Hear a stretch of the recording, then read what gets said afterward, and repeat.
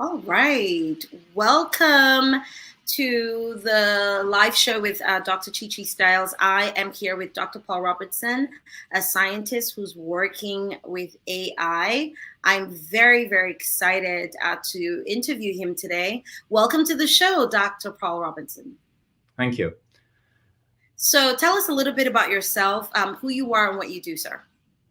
I've been working in artificial intelligence for all my life.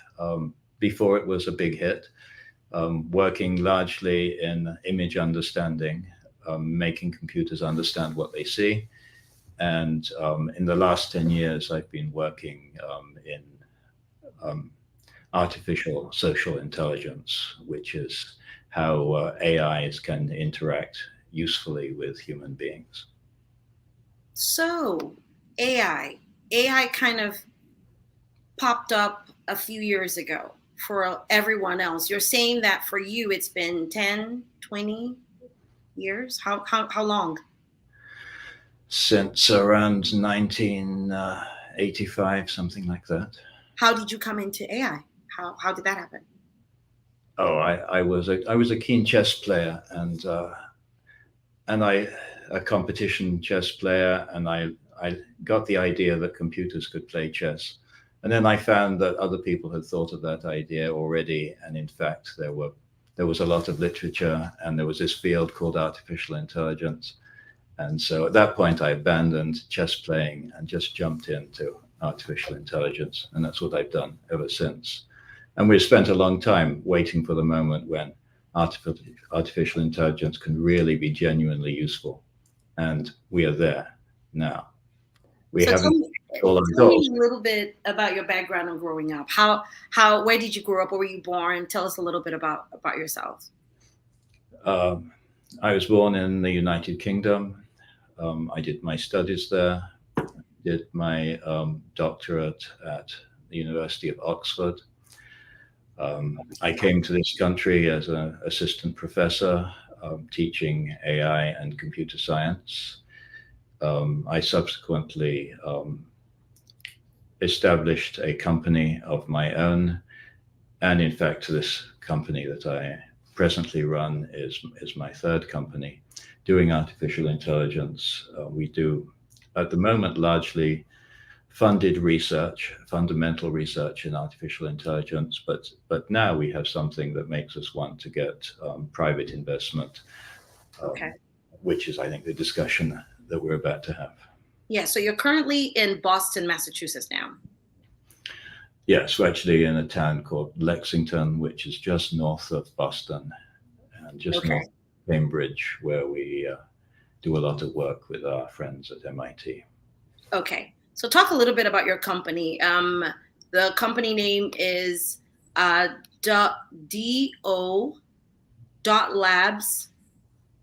So, yeah, the company is called Dynamic Object Language Labs, and Object language. it wasn't always a cool thing to have an AI company. So we picked a name that didn't sound like it was about AI, but seemed like it was more general computer science. Uh, Okay. Today, it's the inverse, at least briefly. For now, it's cool to be an AI company, but it wasn't always cool. Um, so we picked a name that was more generic. And what do you do there?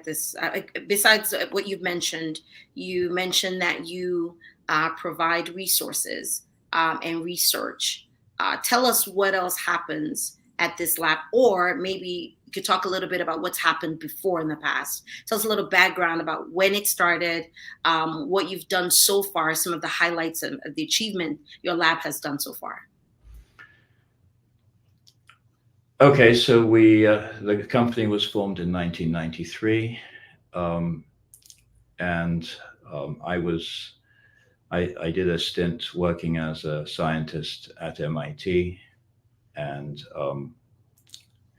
now I continue to work with my ex-colleagues on projects. We do presently we do just funded research, which means we write proposals to push the state of the art forward to make AI better.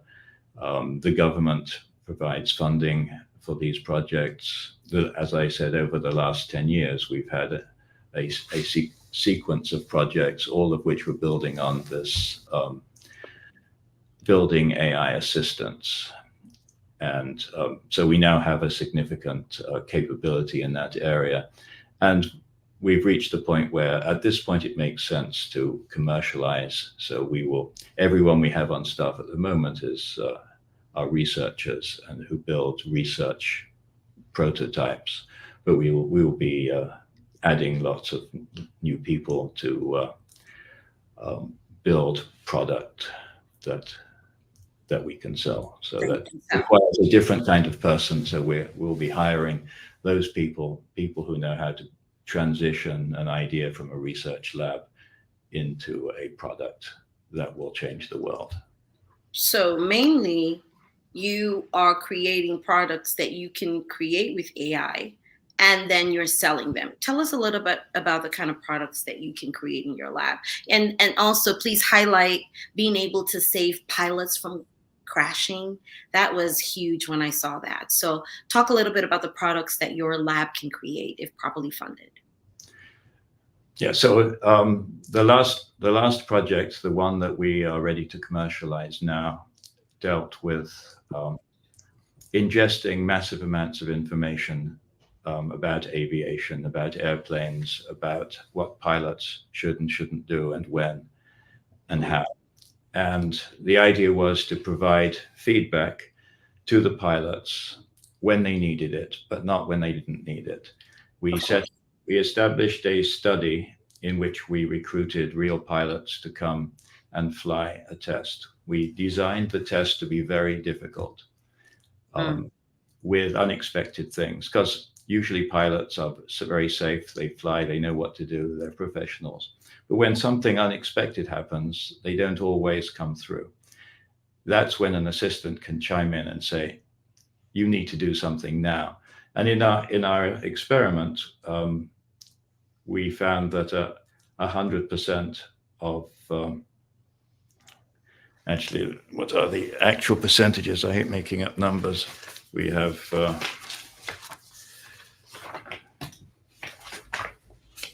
the numbers were 75% of those using our assistant aborted a takeoff that they should have aborted, whereas 100% of the professional pilots without our assistant didn't abort the takeoff and then subsequently crashed. In a second mission, 65% of the pilots without access to our assistant crashed, and 100% of our pilots survived. The numbers are staggering. When professional pilots are put in a situation where something is going wrong, they don't always do the right thing. The planes are built to be safe, and when things go wrong, there are things that they should do to have a safe ending.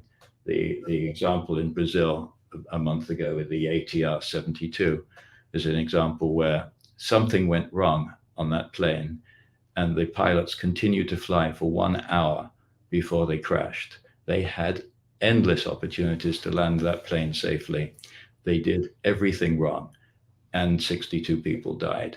An assistant could have saved them. The problems with the 737 MAXs, where there were several large crashes, they crashed because of ignorance. There was a button that they needed to press to disengage the system that was taking the control away from the plane. They didn't know about that button. And an AI that had learned everything that was written in the manuals would be able to say, you need to push that button. It could even point out, show an image of where the button is, push that button, and those crashes could have been prevented. When one engine goes out in the plane, it's hard to fly the plane. It doesn't happen very often. It's made to be flyable, but people crash. Yeah. Okay. So are you trying to, so you can create products, or you already have created products that can assist airplanes not to crash? Will this work on private planes? Will this work on helicopters, or is just for Boeings and bigger flight? You No, know. we're going to, the system can ingest all of the flight manuals from all different types of planes, from the smallest to the largest. Everything that's written in the manuals about the emergencies, the procedures, what you should and shouldn't do. Um, with AI today, we can ingest everything. When you look at what ChatGPT knows about, it's read hundreds of thousands of Books, documents, of books, of it, pretty much everything that's articles, yes. it knows everything. So in the past, we could never imagine a system that knew everything, but now it's in scope, Possible.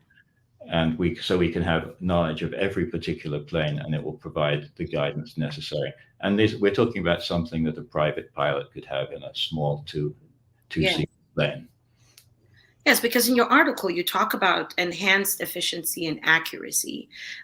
This goes across the board for any kind, pretty much any kind of business. Can we talk a little bit about, besides the plane?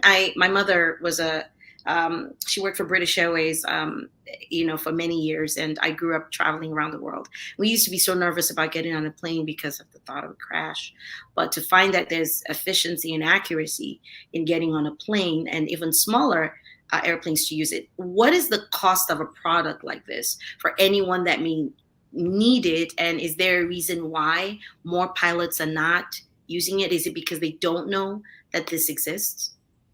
Well, it only exists as a research prototype today, and the money that we will be raising to productize it, taking it from a research prototype into a product is not a simple thing.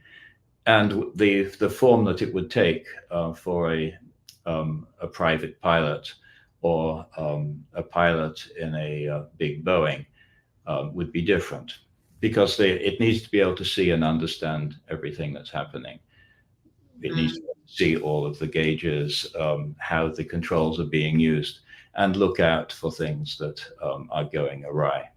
The idea of our assistant isn't like a GPS where it talks all the time and tells you what to do. No one wants one of those. They're really annoying.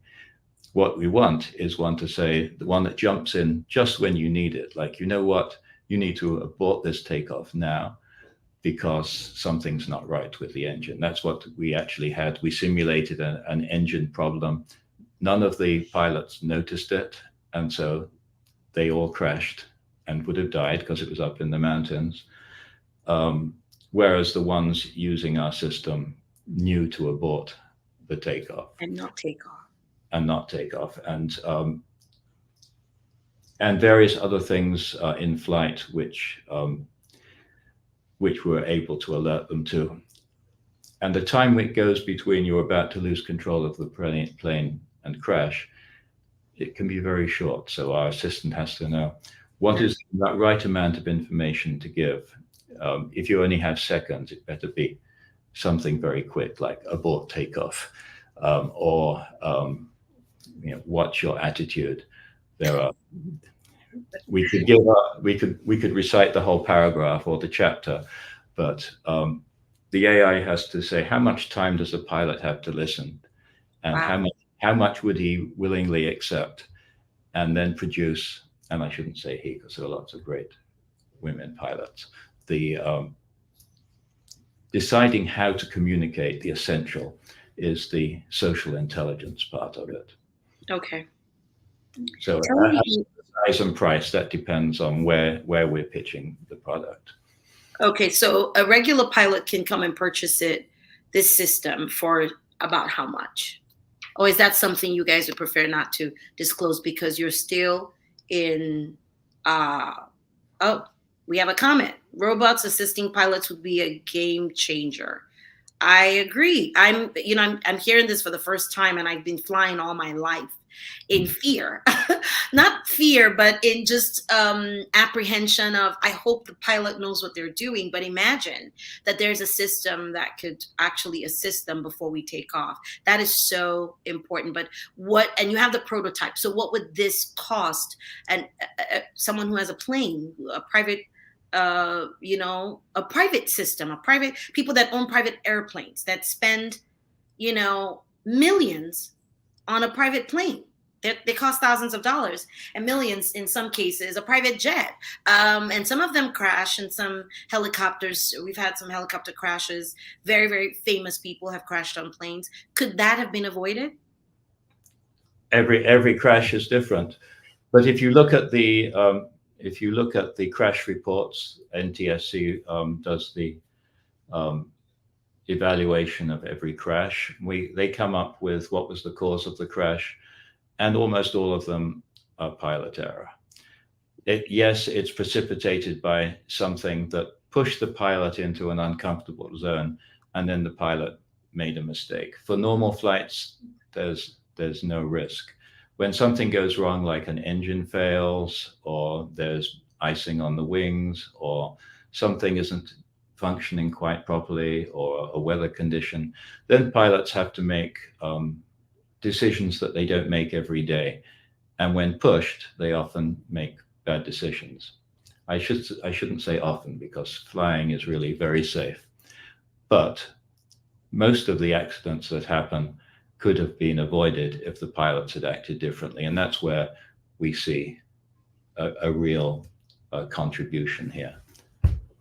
Very, very important. I'm going to go to the next important thing. Let's talk about public services. So, government and public organizations have policies and services that could potentially need AI intervention. Can we discuss a little bit about that and what your thoughts are and what your labs could be doing for public organizations and the government?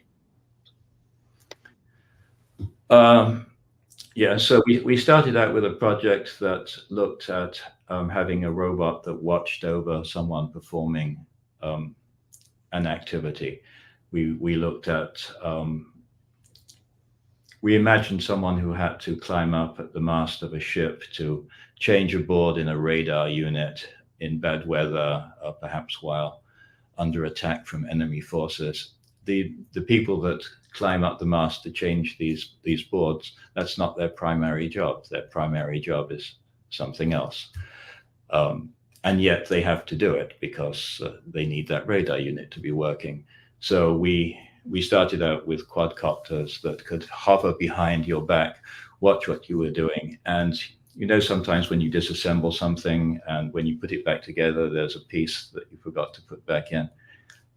It could keep track of all of that, everything, every step that you do. Wouldn't say a word unless you were about to make a mistake. If you're about to put a panel back on and there was still a piece that you had forgotten to put back, it will stop you then and get you to put it in. So our assistants are best when they don't say anything at all, but when they're needed, they speak up and prevent the mistake before it happens.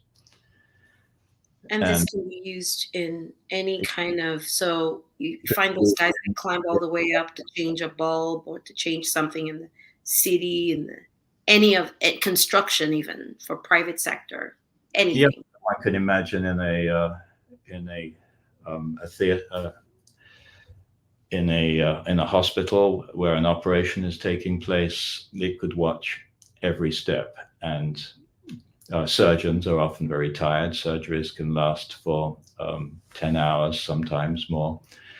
A lot of people doing different things. It's easy for a mistake to happen, and mistakes do happen. Yeah. And an assistant that can be watching every step can say, well, you know what, you missed an important step there, or you're sewing the patient back up, but there's still something you left in there. These kind of accidents happen, and then they have to do surgery again to fix it, or sometimes the patient dies.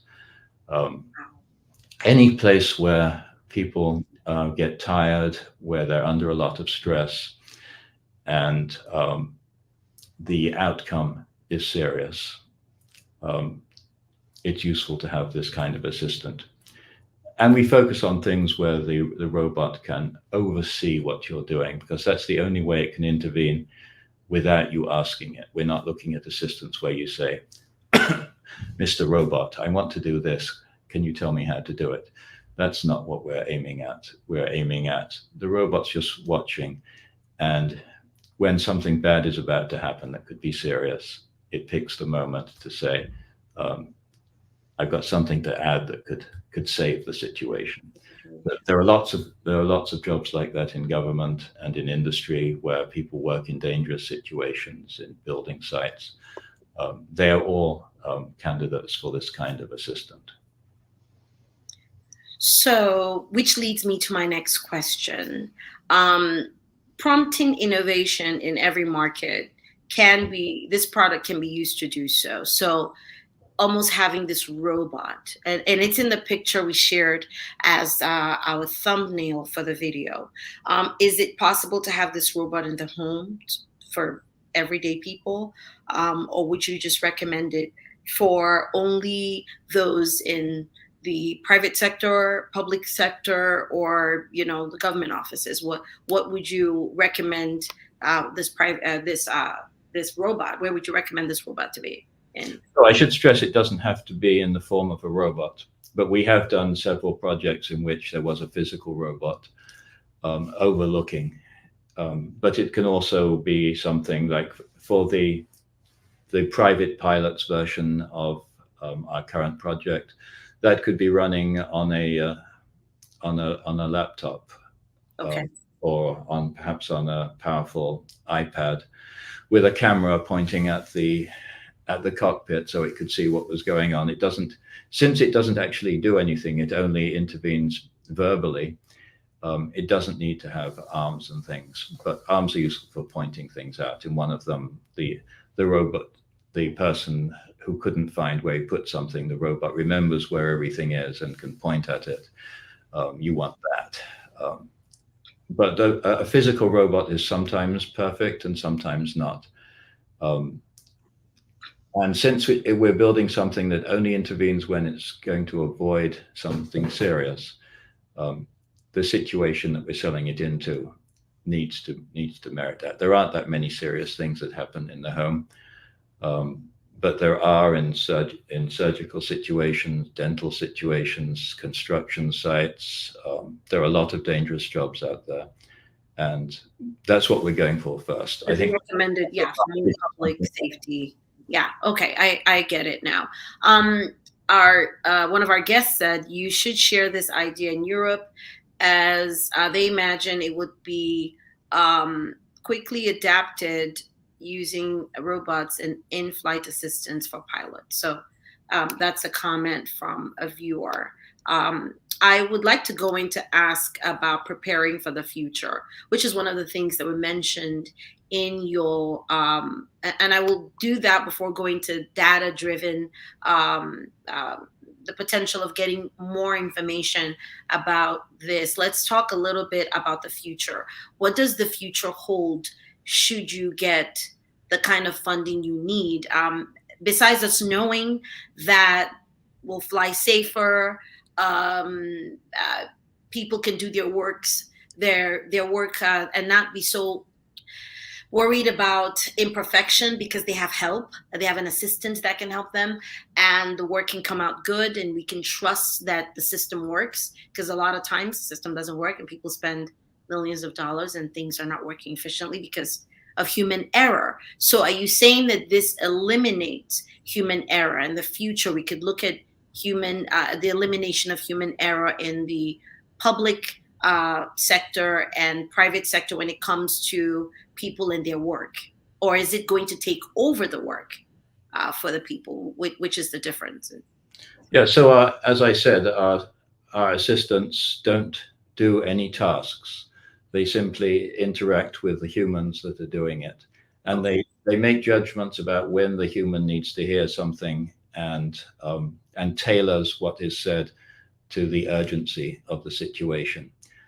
Right. And there's really nothing to worry about. There's a problem with some of the current technology where it can make stuff up. In fact, we did a comparison of our system with a large language model, which you could ask questions. And one of the pilots asked the question before taking off. The large language model gave the wrong answer. The pilot trusted it and crashed like 30 seconds later. So the problem is that if you ask a question that it doesn't know the answer to, it tries to fill it in with something, which is called the hallucination problem. And you really, in a dangerous situation, you don't want a system that makes stuff up. So our system uses a different technology in which we ingest all of the documents. And with aviation, everything is documented: the maps, the rules of flight, the information about every particular plane, everything is documented. And we extract what's relevant from that for a particular situation, and then condense it down into the story that is given. In fact, our system is called LISA, for Lightweight Intelligent Storytelling Archive. And it's really it takes things from its archive and tells the story in a way which is most accessible to the user. There really is no downside to it, because our system, whether it's a robot or not, isn't involved in the task. We're not asking it to fly the plane. We're asking it to say, assist. yeah, in this situation, you better do this, because that could save you. In the case of the flight in Brazil, there were rules that were broken, that they should have.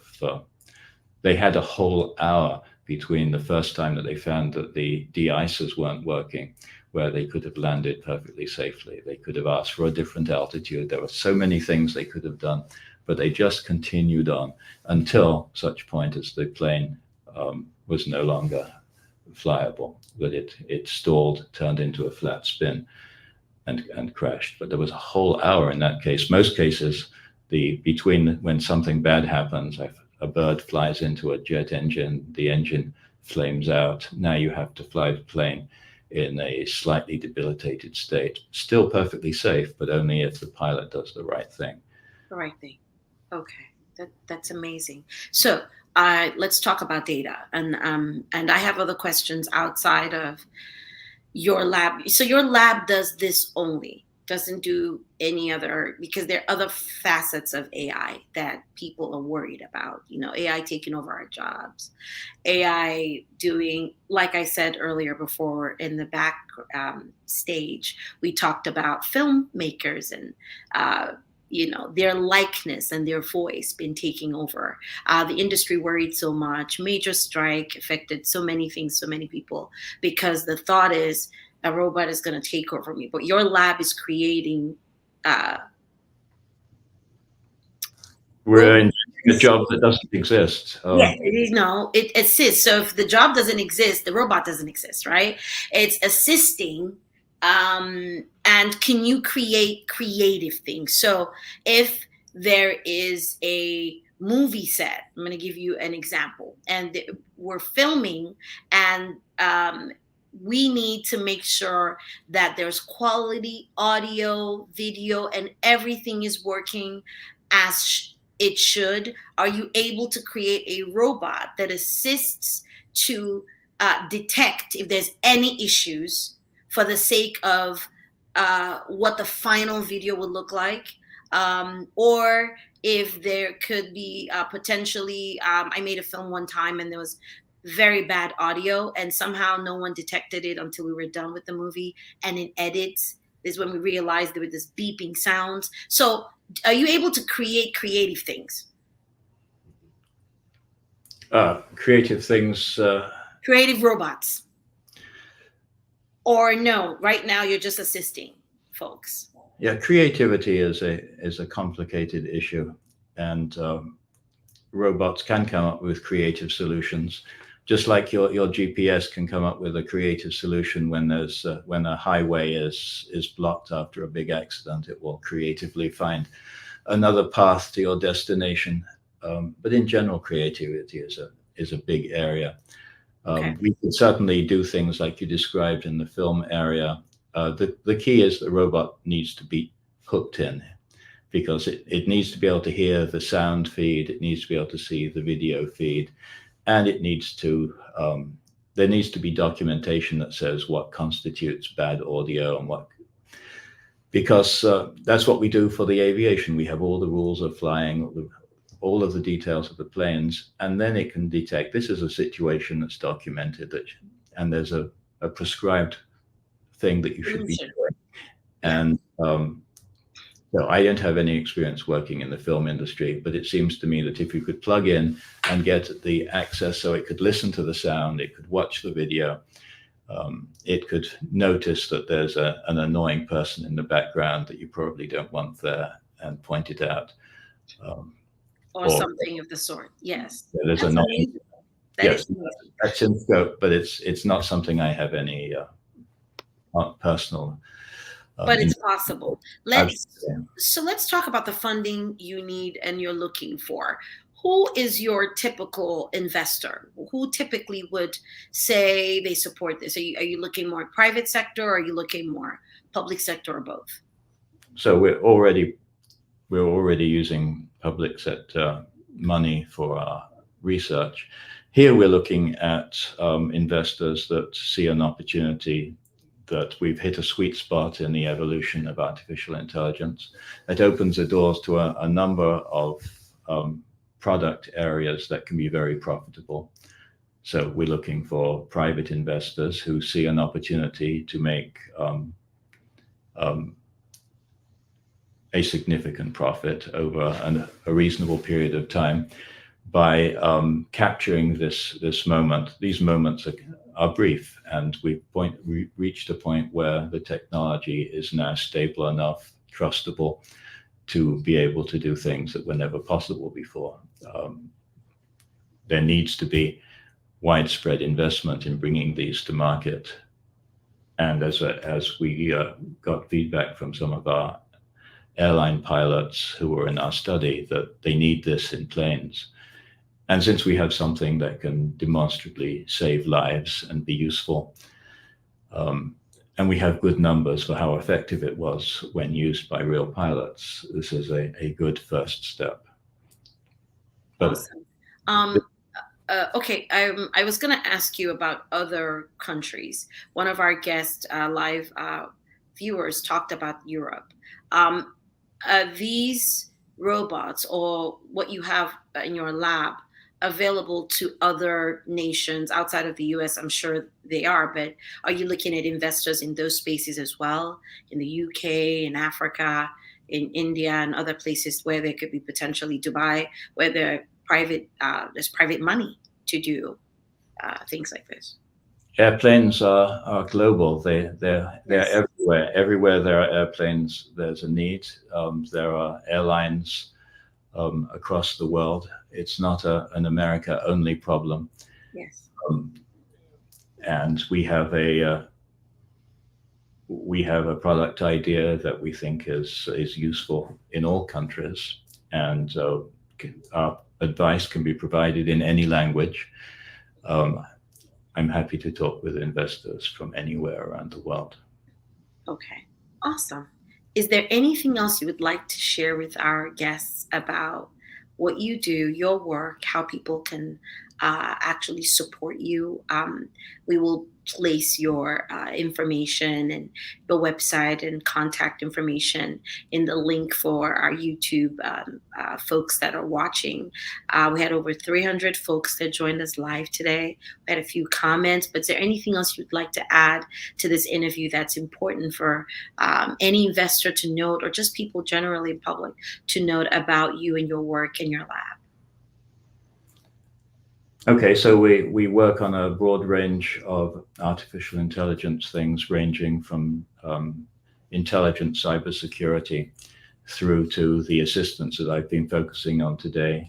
So we view cybersecurity as like invisible virtual robots in cyberspace that understand what should and shouldn't be happening, and when they see something that might be an emerging attack, can jump in.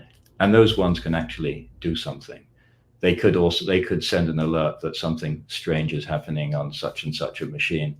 It could be an attack, or they can actually rewire the communication paths to isolate the damage and prevent it from spreading.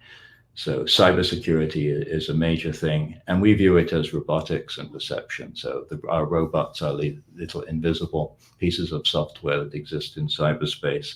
It's perception because they're watching. They see the traffic that's going on the network, and they can intervene by interacting with the computers that they're hosted on. So for us, it's all about perception and intelligence. And the product we're trying to bring to market right now, as I've described, is focused on aviation, but our research span is wider than that. And I'm very interested in receiving any feedback people want to send our way. And from time to time, we want to do large studies with pilots to do testing. It's a big effort lining up lots of pilots to take part in our tests, and are an important part. So anyone who has anything interesting to share, I'm glad to listen to it. Oh, that's amazing. Thank you so much for that. And tell folks where they can find you, follow you, or even send you an email. The easiest way is on LinkedIn. They can find me on, if they search for Dr. Paul Robertson on LinkedIn, they should find me, and they can follow me there. Awesome. And we'll also drop the website to your lab company there. It's been such a pleasure sharing the stage with you this morning and sharing your work to the public and to the world. I'm so happy that I met you. There is hope for humanity to know that many years ago in '85, I think I don't want to say my age, but I definitely was a child in '85, and you discovered way back then the power of AI today. And I'm sure it's not just you. There are many that knew that we would come to a point where we are today. And I can imagine how amazing the future will be for us should we allow scientists like you to continue to do the work you do by helping you get funding. So, to my viewers and to those who love to support the good work we do here, we've been doing for over 10 years, interviewing and spotlighting folks. This is just an honor to sit with Dr. Paul Robertson today. And I'm so glad you guys are going to watch this video, share it with your pilots, your friends, your investors, and let's get Dr. Paul Roberts some money so we can bring him back here and he can tell us all the cool new stuff he's doing. And maybe in the future we can order a robot and I can have one in my home doing some cool stuff with me as I'm super in that creative space. So thank you again, Dr. Roberts, and we'll be talking to you soon. See you guys. Bye. Bye. Bye.